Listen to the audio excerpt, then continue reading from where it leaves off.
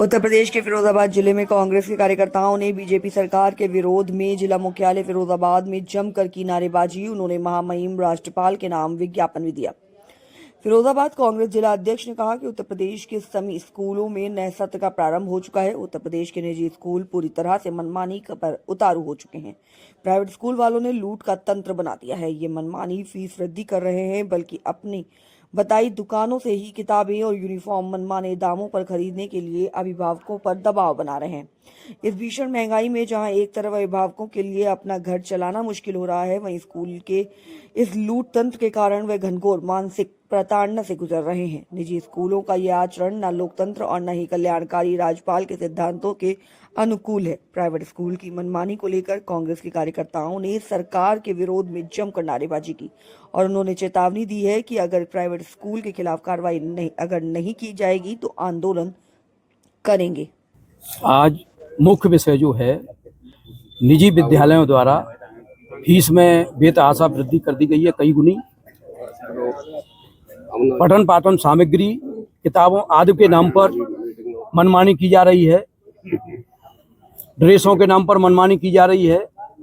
जूते हैं, मोजे हैं, बस्ते हैं, सबके नाम पर मनमानी की जा रही है। और प्रत्येक विद्यालय द्वारा दुकानें निर्धारित कर दी गई हैं। उनसे ही आपको सिलेबस लेना पड़ेगा, उनसे ही ड्रेस लेनी पड़ेगी, उनसे ही बस्ता लेना पड़ेगा। जो बस्ता आपको मार्केट में 100-150 रुपए का मिल जाएगा, वो इनके यहाँ 1800 का मिलता है।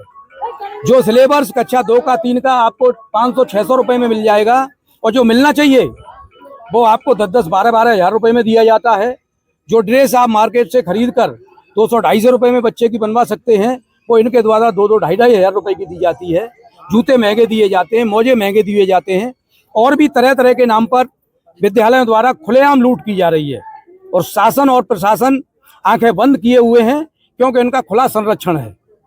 इनके पास भी तरह तरह से हिस्सेदारी पहुंचती है, इसलिए शासन और प्रशासन आंखें बंद किए हुए बैठे हैं। कांग्रेस पार्टी इस जनता की हो रही लूट के खिलाफ आंखें बंद कर नहीं बैठ सकती। और आज हमने ज्ञापन के माध्यम से जो जिलाधिकारी के द्वारा प्रदेश की महामहिम राज्यपाल महोदया को दिया है, जिसमें हमने कहा है कि इन निजी विद्यालयों द्वारा की जा रही अभिभावकों की लूट को तत्काल बंद करके कोई ऐसी नियमावली बनाई जाए जिसमें फीस निर्धारित हो, ड्रेस के पैसे निर्धारित हों, किताबों के पैसे निर्धारित हों, और जो भी सामग्री है उस सबके पैसे निर्धारित हों। ऐसी नियमावली और कानून बनाकर लागू किया जाए। अन्यथा कांग्रेस पार्टी आने वाले समय में बहुत जल्दी ही सड़कों पर उतरकर इस शासन और प्रशासन की ईंट से ईंट बजाने का काम करेगी। कांग्रेस शासन काल में शिक्षा का अधिकार दिया गया था आम आदमी, लेकिन वर्तमान सरकार जो 2014 से आई है, इसने शिक्षा को उद्योग के रूप में कर दिया है। और आज शिक्षा सामान्य वर्ग के लोगों को, बच्चों को पढ़ाने की शिक्षा की हैसियत नहीं रह गई है। इतनी महंगी शिक्षा कर दी गई है कि लोग परेशान हैं और बच्चों को पढ़ा नहीं पा रहे हैं। ये है शिक्षा का उद्योग, और सरकार जो है शिक्षा माफियाओं को बढ़ा रही है और गरीबों को कुचल रही है। गरीबों को और सामान्य वर्ग के बच्चे पढ़ नहीं सकते।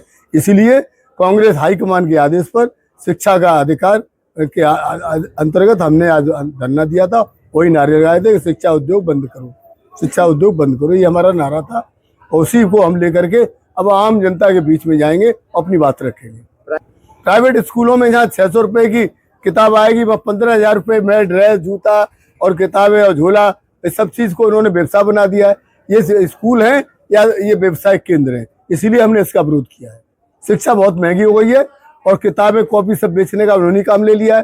तो इससे ये प्रतीत होता है कि ये शिक्षा नहीं, शिक्षा उद्योग है।